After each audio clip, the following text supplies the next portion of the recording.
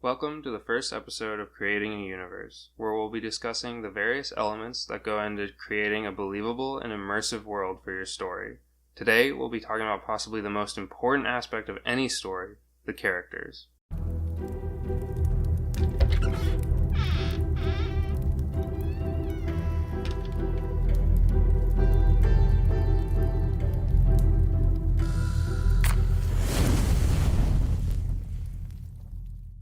This is mostly subjective, but in my opinion, the characters are the foundation of every story.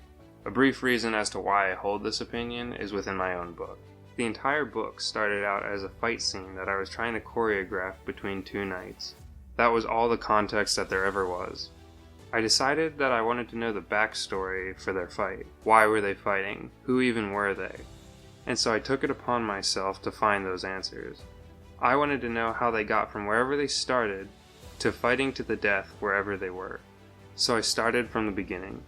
I gave them names. I visualized and described both the armor and the men beneath the armor, described their weapons and why they chose them, found out where they lived, and eventually I looked back. And the whole thing was a clustered, unorganized mess of ideas. But I kept going, kept adding detail, and the story changed from being historical fiction to a whole new world. Still based in reality, but with elements of fantasy. There are different cities, cultures, continents, a whole new world, all because I wanted to know who two people were and why they were fighting to the death. Without believable and relatable characters, your audience will struggle to connect to your story and fully immerse themselves in the world that you have built for them. So, how do we create believable characters? Well, the first step is to simply visualize them. Take the time to visualize them in detail, including things like their appearance, background, personality, goals, and motivations. You want to know your characters inside and out, but don't worry if that doesn't happen right away, because it will take time to really develop them. Remember, you're creating a person from nothing, a person that by the end of the story should feel real and alive. That takes time. You may finish your entire story only to go back through and realize that one of your characters comes across as stale or even boring. That is perfectly okay. The first draft is merely a blueprint of your finished tale. You may have a perfect idea of who these people are in your head, but through focusing on trying to get the story finished, failed to portray them properly. Go back through now that you know them a bit better and find scenes where that character can shine, where they can really have a moment to stand out. Maybe there's a scene where an argument takes place. Originally, the character is silent and lends little to the scene, but by the time you finish the first draft of the story, they've developed into a bit of a hothead.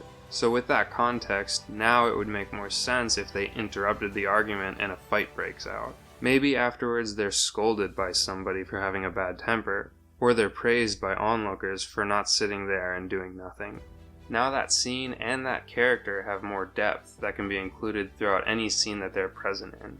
But we're starting to get a bit ahead of ourselves. If you're starting from scratch and your character is more of a concept than a living being, it's always helpful to go back and start with a character sheet. A basic character sheet serves the purpose of answering a few simple questions about your character, such as, what does your character look like? What is their hair color, hairstyle, eye color, clothing style, etc.?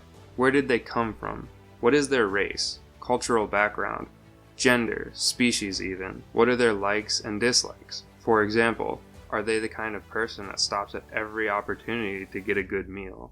What are their hopes and their fears? Maybe they're afraid of water or of heights. How would those fears and hopes affect different situations that they find themselves in? What drives them to make the choices that they make? Are they driven by hope, anger, fear, lust, or greed?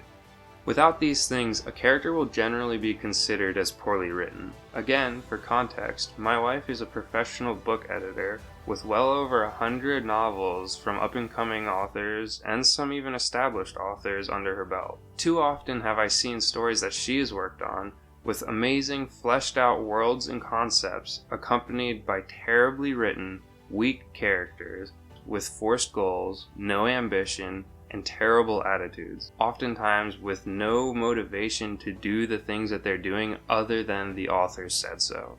Poorly written characters are often boring and forgettable, or they can come across as full of themselves. Do not mistake arrogance for confidence. Arrogance is a character flaw, not a character's strength, and it should not be treated like one.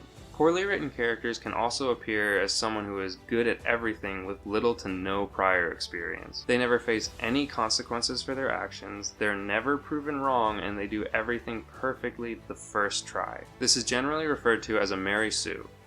Don't make your character a Mary Sue. Rey Skywalker. She can't do that. Shoot her or something. Don't do it. They should have flaws, strengths, and weaknesses. Once you have a solid understanding of your characters, it's time to give them depth and complexity. In most cases, no one is entirely good or entirely bad. Even villains have a reason for doing what they're doing. But as I said, most cases. There are exceptions. Some people can be the most genuine, good-hearted people you could ever meet, while others give a new definition to the word evil. Sometimes it's okay to give a character a simple motivation. By giving your characters multiple layers and conflicting traits, you'll make them feel more real and relatable to your readers. Finally, it's important to remember that your characters should be active participants in your story. They should have their own goals and desires and actively be taking steps to pursue them. By giving your characters agency and allowing them to drive the story forward, you'll create a more engaging and satisfying reading experience for your audience. A well-written character will write the story for you. And that's going to be it for this episode of Creating a Universe. If you have any questions, leave a comment down below. I'm going to be collecting questions throughout the series and put together a separate set of videos at the end, answering as many as I can. And remember, there are such things as stupid questions, but that doesn't mean that they shouldn't be answered. If you found this helpful, give the video a like and consider subscribing. This series is a passion project of mine, and I put a lot of thought and effort into trying to give people something that would have helped me tremendously when I was just starting out. So all that being said, thank you for giving me some of your time today, and I'll see you in the next one.